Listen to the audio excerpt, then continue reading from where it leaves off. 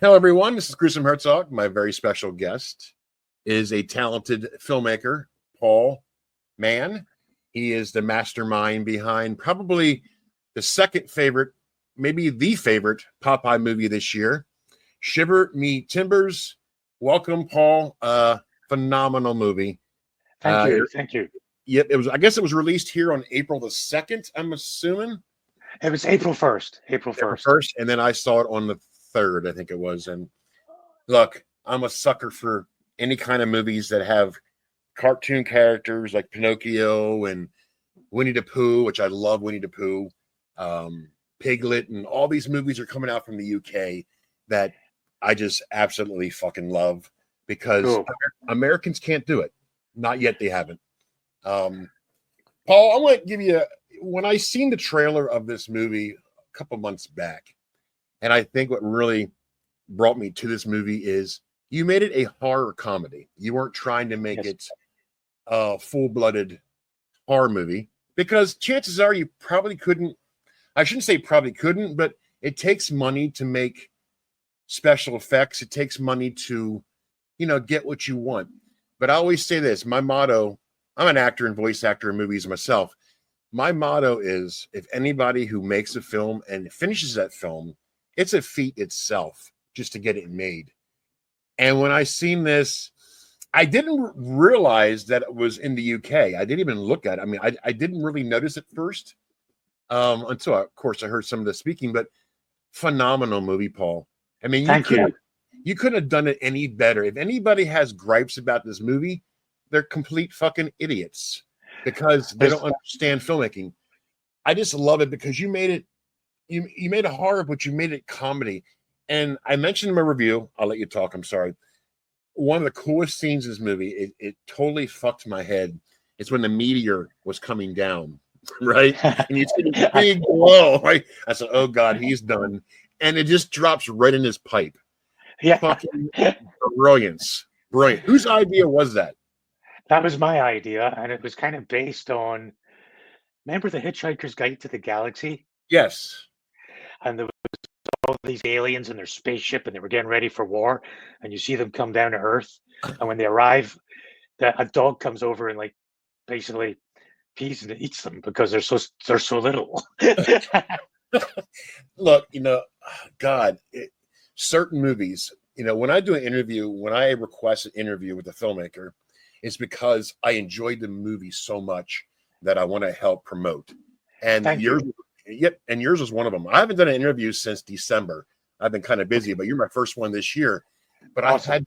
I had to get you on here because, I mean, I have a guy on my YouTube channel that listens to my reviews and he's commenting, Popeye the Slayer Man. I wasn't too big on that one. It was all right.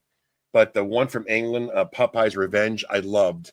And I love this one. I don't hate Popeye the Slayer, but, when you, your character is Popeye, I mean, they all have to have masks or whatever. But when you go to do that and you can see the slots in the mask where the eyes are, it kind of takes it away a little bit because, I don't know, I'm a weirdo. But your character and the one in Revenge were phenomenal. And that's what I like about this movie, because there wasn't, you see an old guy named Popeye, which I thought that was really clever. By the way, he actually added me on Facebook the other day, so I'm going to communicate with him. But his character is, you made him Popeye, that was his name, and I had a funny feeling that this is going to involve him. And obviously, when that little meteor came down in that pipe, well, he became, what's his name, the character's name? Popeye. They're both Popeye. It's just but what's the actor's name? Oh, Tony. He becomes Tony Greer. Yes. Anthony Greer. Yeah. Yes. And when he became Anthony Greer as the character of Popeye, I'm thinking, dude, fucking great. I mean, I loved how Popeye just wandered through the woods. Just victims, and the cast was great too. The scene that we just watched, I thought he was phenomenal. Just a happy-go-lucky, pothead or whatever, mind his own business, to the bathroom, and so forth. Your experiences with this, how long did it take you to make this film? I'm curious. Well, we actually shot this film in 2023, um, and it took us 10 days to shoot it. Okay. Um, and then we spent the next like 7 to 8 months just because it was a very, low budget movie. So we didn't have a lot of people in post production. I did the editing, I did the color grade. Ryan did all the music, he did Yeah. all the Foley, and then we had Duncan who did all the CGI. So it was basically just three of us who completed the film. So, in and around our work and jobs. Right. So, so we had time to do it. We didn't have to rush it. But it was a 10-day shoot and three of us in post production. And it was completed round about, um, I would say June 24. And then obviously we went out seeking distribution and all that stuff over the coming next few months. And we signed with Gravitas and Euro Obscura, our sales agent, over those months. And well, that's basically how long it took. But there was only three of us involved in post production. Well, just by you saying that, I mean, you're making the movie on your downtime working. But if you see the uh, people who listen to this interview, if you guys have not seen it, it's by him saying that and the production of this movie, how it came out, is absolute fucking brilliance, Paul. Thanks. That's I awesome. mean, Yes. come on. I mean, by you saying that, it doesn't make no sense because of the quality of your film. I mean, Well, we had a great, on production, we had a great DP. yeah, So, and then obviously Duncan, who did every bit of CGI in that by himself. And then Ryan, who did the sound and the music, the soundtrack. He was also the sound recordist on the shoot. So, it was a smaller crew. We had great makeup artists who did all the special effects makeup. So it's a combination of practical, then we enhanced it all with CGI. God, yeah. I mean, I've been telling every soul. I work at a T-Mobile. I'm a store manager at a T-Mobile, so I see a lot of customers, Yeah. and I tell everybody about this. Now, I hate to bring this up because I'm really tired of talking about it, but at my job, my assistant manager's boyfriend was gung ho on Terror for 3. Oh, I Now, liked it. yes, but that movie was made for the younger generation. I mean, as far as the gore wise, I saw this stuff in the 80s. It's nothing new to me, but Yeah. I guess the younger generation didn't really see it before, so then they hype it all up. It was a good movie, but I told him about these films, and now he wants to see them. I said, how about you look? Let's just put Terror for 3 away. That's old news.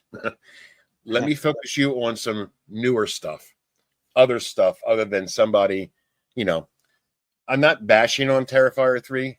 It just been there and done that. The kills and the gore, the overkill was it's nothing new to me. I've been doing it, Yeah. but We saw it the first time round in the 80s.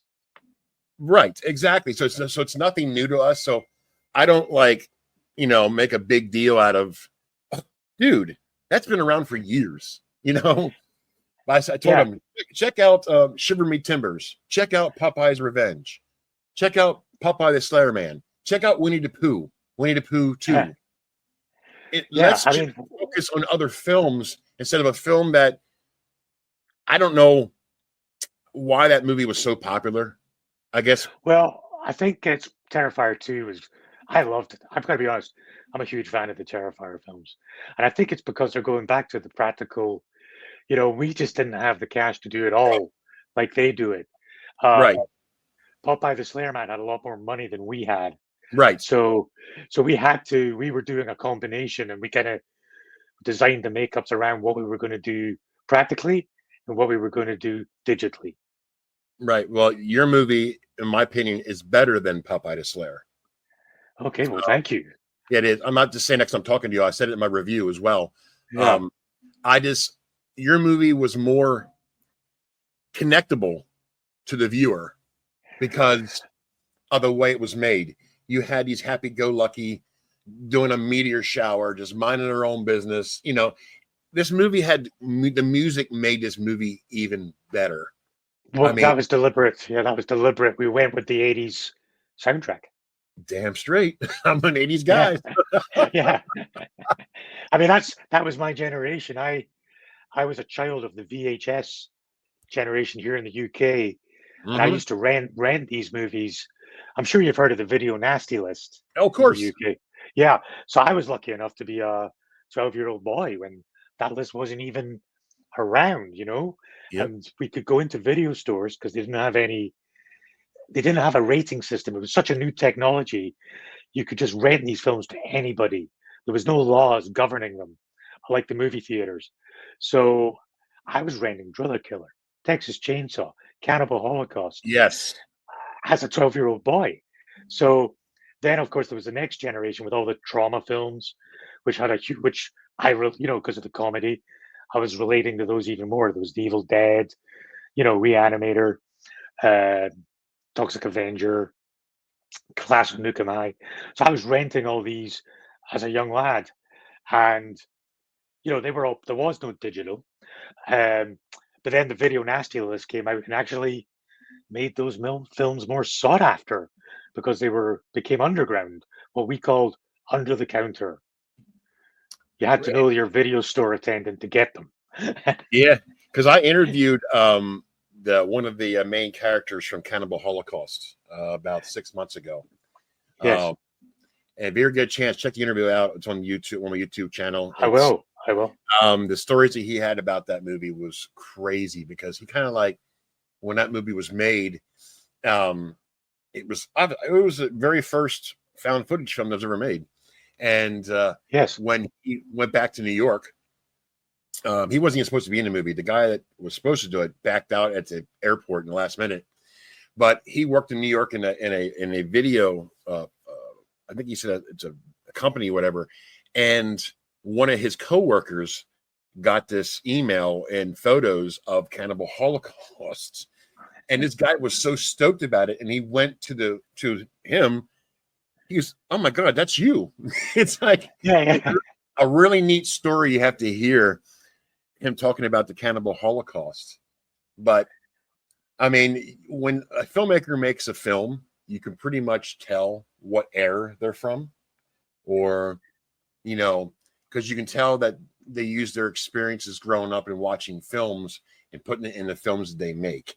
Now, that's what Well, you. if in Shiver Me Timbers, I'm sure. Did you pick up on any of the '80s references that were Oh peppered? yeah, yeah. I'm an '80s There's guy. lots of hidden. I fall in Yeah, love there's with a lot of movies. hidden ones. Yeah, I fall in love with movies that has the '80s throwback in it because it brings back to my youth, and I can relate to it because I can remember it clear as day. Even at 57 years old, or going to be 57, I can still remember. I just love the '80s. I could watch an '80s movie once a week or every day because it's just phenomenal filmmaking. It isn't But like today. So yeah, well, I think what happens with the younger generation is they've been brought up on digital. So, they're if you're 25, it was in 1993 that digital kind of started with Jurassic, and then it right, kind of overtook. So the reason they love the whole practical now, like it's a new thing, is because it is new to them. And a lot of these yeah, films that yeah, we talk about, um, you know, they haven't seen these films. You have to introduce them to it. A lot of my cast are very young, and I made them watch Reanimator, Toxic Avenger, Texas 2. I had to make them watch all that because they had never seen it, but they'd seen all the right, modern horror films. right. Yeah, I mean, so what was the how did how was your movie received over there? It's not been put out here yet. Oh, really? It's out. I think it'll be end of May in the UK. Okay. A lot of these films tend to come out in the States first, It's always been like that, even since I was a kid. Yeah, You know, yeah. a big film would come out in America, um, back in the day, and we'd have to wait 6 months for it to come out in the movie theater in the UK. Okay. Um, there's not as much money, obviously, for filmmaking here as there is in America. So distributors and all that, I think they wait to see how it does, stateside before they put it out or even invest in it. But we just signed a deal for Japan. We've just signed a deal for the UK, and I'm sure the rest of the world will follow. Nice. So then I'll follow up with my second question. Other than my review, how was your movie received in America? Very mixed. We've had a lot of hate from the younger viewers. I mean, Of hard, course. hardcore. We've had a couple of reviews come out, and I can tell these guys are, probably late 20s, early 30s max, and absolute hatred, but they don't get it. If you're going to go in expecting to see Nosferatu, it's a non-starter. Yeah. That is not what this film is. This film is, if they were to see the Toxic Avenger, the original, maybe even Texas 2, the original, they're Yep. probably going to hate that just as much as they hate. Yeah. Um, Now here's why I said earlier about Terrifier 3. You just proved it to me by what you just stated. Now, I guarantee you, those same people that hate your film are the ones that love Terrifier 3. Absolutely, Why is that? That's my whole because it's because Terrifier 3 is it's a serious. There's nothing funny about Terrifier 3. It's, it's a scary horror film. well, We I don't buy that. I mean, it's not scary to me. I mean, No, but we're a different generation. right. I think the reason why the difference is because of the excess overdone gore that did not need to be put in that movie. That's why these same people that hate your movie talk about that. Because if that film did not have all that gore, it will not be liked as much as it is now. That's my whole bottom line. We saw this in the movies in the 80s. This is nothing new to us. Yes, I think it's just, our film is deliberately fun, over the top, silly, Right. and these kids are going to see Well, Nosferatu, walking out thinking it's the most genius thing. It's a very serious, right. hard, and that is just, it's the wrong viewer. Right. Um, and but we're all kind of put under the same umbrella of horror, even if it Right. is horror comedy. What we are noticing is Spanish, south of the border, viewers, and India, and Japan viewers who have somehow managed to see this film absolutely love it. But then Mm-hmm. Japan goes for that over the top, silly gore, the gore police and all that. Mm-hmm. And has to, and well, that's the home of Mexico's the home of Mexican wrestling, which is, Yeah. ultimately that's our viewers. You're obviously a viewer because you get all the references and all these kids don't get it. So Right. um, that's the difference in. But we've had a lot of love too. Yeah. We've You had should. it's what we keep saying in the UK. There's like, do you know what Marmite is? Mm-hmm. It's like spread, like a savory Yeah. spread you put on. Yeah. People love it or hate it. There's Yeah. no in between. Our film's Marmite. Well, see, but you mentioned about it being a serious horror. Well, that scene with him on the floor doing a snow angel in the blood was absolutely stupid. Yes. So why is that acceptable when that's a comedy? That's comedy. Well, there's Terrifier also 3 Terrifier 3 is a comedy, not a horror. I mean, I if you know. see how he acts, you know what I mean? I'm just trying I to think I think as well. There's a lot of people that want a lot of the comments I've read. They want Popeye to be the hero. I mean, Popeye the Slayer Man, Popeye's Revenge, got a lot of hate too, and yeah. a lot of the hate that we share is why is Popeye not the hero?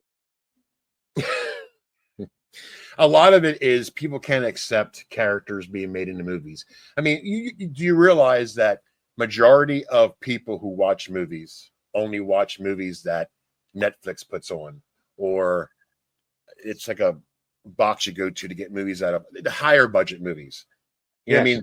The ones that don't understand independent film are the ones that are not going to understand it. I mean, that's just the bottom line. So in my 15 years of doing this, I know exactly, like, I'll review a movie and somebody will comment, "Oh, God, what do you mean? This movie is garbage."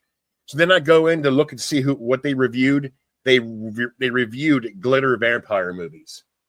Enough said. Yeah, or did you see the Nosferatu film? It was out a few months ago. What is it? Nosferatu. It's on my watch list. I heard of it.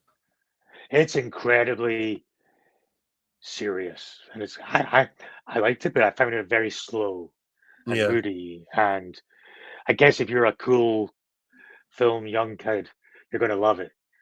You're going to hate the Toxic Avenger. You're going to hate Reanimator. Oh my God, Toxic Avenger was one of the worst movies ever made, but it's one of the greatest of all time. Exactly, and they reboot it at its best. Yeah, and the reboot has been sitting in the can for a couple of years because Yeah. they couldn't get distribution, and I reckon it's because they've kept the tone, and that's kind of hard to market with a budget movie like that. Well, I'm friends with the remember the kid in the first one that turned into that monster? Yeah, I'm friends with him. I met him at a film festival in California. Okay. His newest movie called Toxic Tutu, he released. Okay.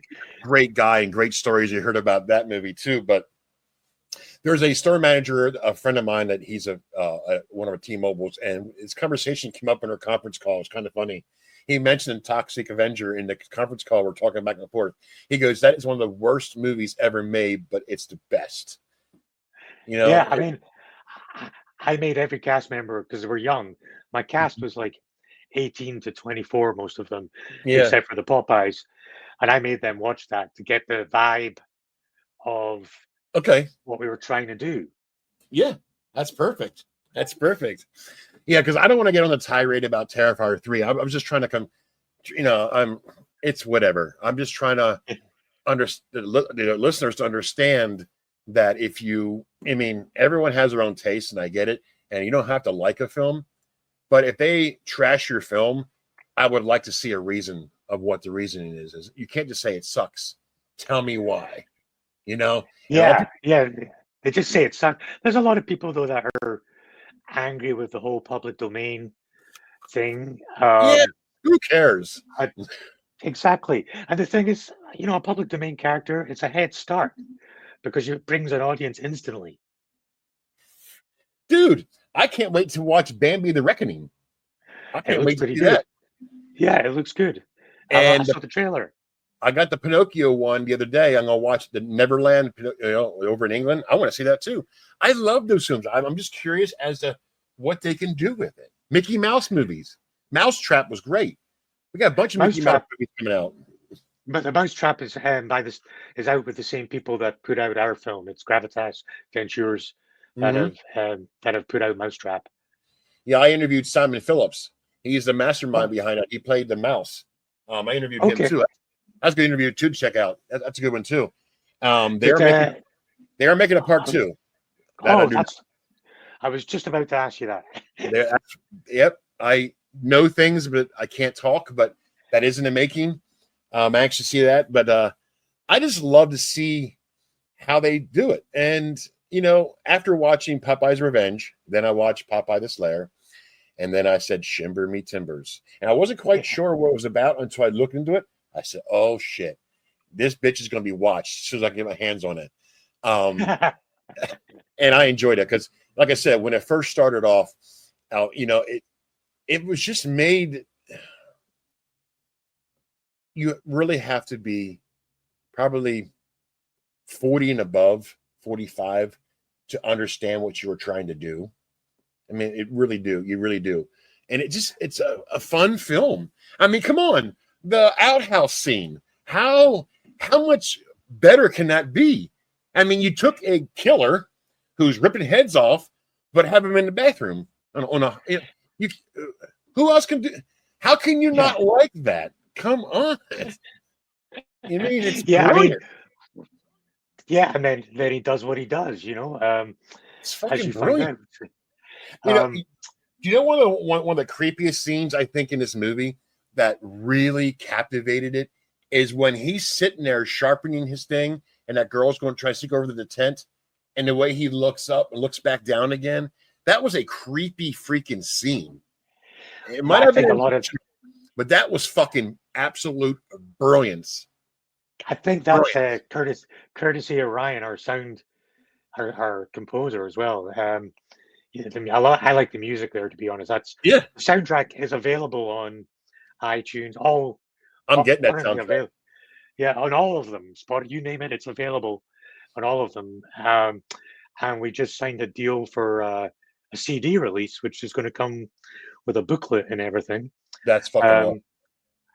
Um, so people like the soundtrack a lot. That is awesome. You deserve it. It's a fun Thank film. you. It's a film I'll never forget. It's a film that I'll watch once a year. Not many films I can say that to, but you're on my list to Cool. watch once, at least once or twice a year. Because I mean, it's fun. There's not a boring spot. There's not a slow. I hate slow moving movies. I really do. I hate it. I mean, I'll stick with it, but the ending better be good. Because if not, see, if I don't like a movie, I don't review it. That's not my motto. If I don't like it, I don't review it because it's not. I mean, a movie is somebody's baby, and I'm not going to stand there and trash it if I don't care for it. I never did it, never will, and it's just I can go on forever about your film. You're one of the select ones that I enjoyed because that's why. It's obviously Awesome. if I interview you, that's one of the reasons why because I enjoyed the film. I did movies like Carved, Yes. I interviewed a filmmaker there. But if the movie really has my interest, you best believe I'm going to try to reach out and do an interview because I enjoy it. I mean, I'm not blowing smoke up your ass when I'm saying that. I really enjoyed it. It had everything that a 50+ guy will love to like because it's 80s in your face. Bottom line. Did you get like the alien references? There's a few of them. Yes. I mean, those films are the best. You really have to understand that era to understand what you're trying to do. And that's comes to the younger generation. They don't quite grasp of what you're trying to do. So And all the Bruce Campbell references, there's a bunch of them in there. And then there's also, just so you know, because we did get one review that said chronologically we were wrong, but all the references to all the films they talk about are chronologically correct. That was, when they talk about the Texas Chainsaw coming out, and they talk about Critters coming out the day after Haley's Comet. That's all actual. Those were the release dates. And we did all that research. Now there's one scene in the movie too that I thought was kind of really crazy. Was it Bertha, the chainsaw thing? Oh, Bernice. I'll tell you Bernice. the story behind. There's a story to that in the original Popeye comic strip. He did not get his powers from spinach. Spinach didn't come around till after the war, due to it was cheap to farm and it was to get the kids to eat their spinach. So that's when they created the spinach. But prior to that, he got his powers from this cockerel, this rooster, called Bernice, and that's how he met Olive Oil. He was hired by Castor Oil, who's obviously Olive's brother, to hunt down this magical rooster that gave people powers. So we stayed away from the spinach and went with Bernice, who is in our film. It's not a rooster. It's a giant buzzsaw. Olive Oil kicked ass too. I mean, she's a great actor. Yeah, she's coming back. We're doing a sequel. She'll be back. She's the final girl, as will Scylla, her friend who survived. Yes, yeah. Now I'm really stoked for part 2. So you got to keep me informed on that. But it'll be a bigger film. Well, and we'll probably go a little bit more practical on the effects, but it's very hard for us to turn Bernice into a practical effect with that blade. Right. I love it. It's a fun film, great job. I just want more people to see it when it comes available. Well, it's not even been out a week yet, so I know. But I mean, I'm just excited for you because I mean, the quality of the film and from how you said it, it's remarkable of what you guys accomplished in, you know, just what you guys had to do to make it. It's just brilliant. I mean, part time, you know what I mean? We're working a full time Yeah. job. It's absolute brilliance. Really is. Yeah. I mean, when we shot it, it was 10 days, 10 days of hell because it was like 20-hour days. Myself and Ali, the producer, even after we're done with the shoot, we weren't going to bed. We were prepping, for the next day. Yeah. Um, but luckily the cast was young, full of energy, so that helped. Yes. Um, it didn't help myself, Ali, or our DP. We were the older guys in the shoot, so Uh, yeah. So keep in touch because I'm really anxious to see which I'll look is the reception in the UK of your film. I think it's going to be received decently. I'm pretty sure because I mean, old heads like I like us. said, Japan, I can already tell because we've signed a deal for Japan, and there's obviously been a few preview copies gone out with the Japanese distributor, and they're loving it. But if you watch a lot of these Japanese movies, they're very much in our vein. They're very much similar. They are. They are. And we're working on the South American deal because the South American people that have seen it, they love all that stuff too. So I think the hardest audiences are the US and probably the UK. I don't know. I think, in the UK, if you are over a certain age, you'll get it. Yeah. But when we do these, we did do a big horror festival in Romford, London, where we had the world premiere, Oh, nice. and it was a 4-day festival, including shorts. There was 240 films. It was the Romford Horror Festival, over eight screens over 4 days, and we had the biggest turnout and had a big reception, and we won the award for like the worst kill, the worst death. Yeah. So that made me happy. I mean, it was incredibly well received there. So I think it just needs to find the right audience. Right. So who'd you go against? What other movies were showing there? Do you remember? Yeah, there was a lot of retrospective zombie flesh eaters films that I love, Right. but the other films we didn't go against anyone because the other films there was a fellow Scottish filmmaker who I love his work, but he does like classic Gothic Hammer style horror. Okay. So we didn't really go against anyone. There was nobody doing what we did, with that kind of trauma vibe. So, and on the day we played, it was a lot of retrospective. So, but the organizer who was like my age, he came up to me. He loved it. He got it. There was some. There was some Scream Queens signing autographs, and they all wanted their, old Scream Queens from the 70s and 80s. Yeah. And they all wanted their picture taken with young Amy, who's her Scream Queen. So yeah, I think it will do well, but it's going to be another thing of what I said. It's going to be Marmite. You're going to have haters and you're going to have lovers. Oh, yeah. I mean, it doesn't matter who hates it, really. I mean, the hate gets you publicity as well, either or. With the hate has brought in a big audience. Yep. Yeah, because someone's going to say, well, let me see what if he's, what he's talking about. And then chances are they're going to like it. It's just more about, I've been reading the comments and there's been a couple of guys saying, oh my God, do not watch this. And they just don't get it because I look at their other reviews and they're into like these serious horrors. But then what happens further down the comments is, I got to see it now. Yeah. And then 2 days later was, I loved it. Yeah. And then the reviewer's gone, I'm glad someone did. They're the funny ones. They're the funny. You're not going to please everybody. I mean, there's a lot of people out there that do it just for the shits and giggles of it. They don't really care either way. It's all about getting subscribers or whatever. I mean, too legit to quit. That's basically what I say. Yeah. But the hate gets eyes on it. That's what they don't realize. Yeah. You're actually bringing it to people's attention. So initially, because my friend told me the way the algorithms work, um, Hate gets a lot more clicks because it's, the way the algorithms work. And I had like some bad reviews ready to go just to get eyes on it, but I didn't need to do that. So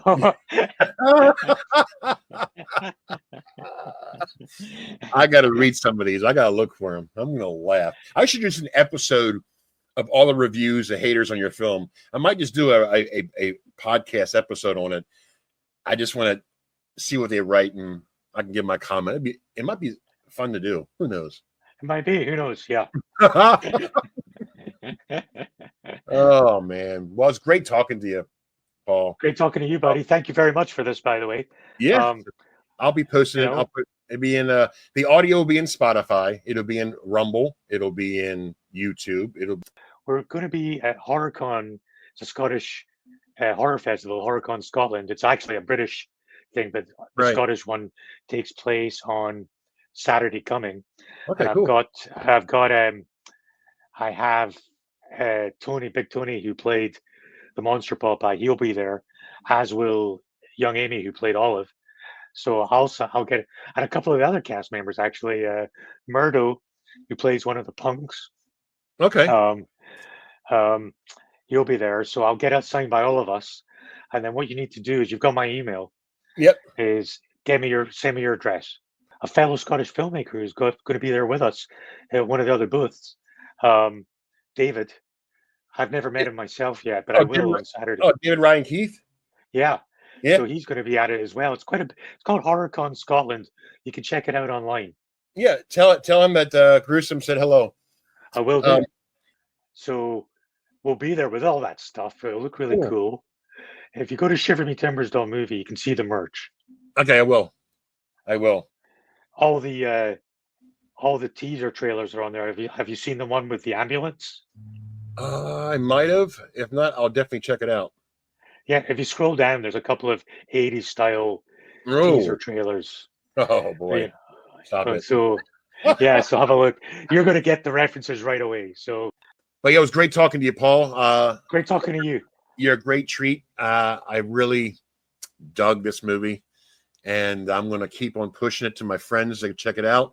And if they don't like it, I'll knock them out, and we'll go to the next person. I'm not too worried about that, but it was great talking to you, Paul. It was great talking. Thank you very much for everything. And you stay in touch. All right, buddy. Thanks. Talk soon. See ya. Bye-bye. Bye.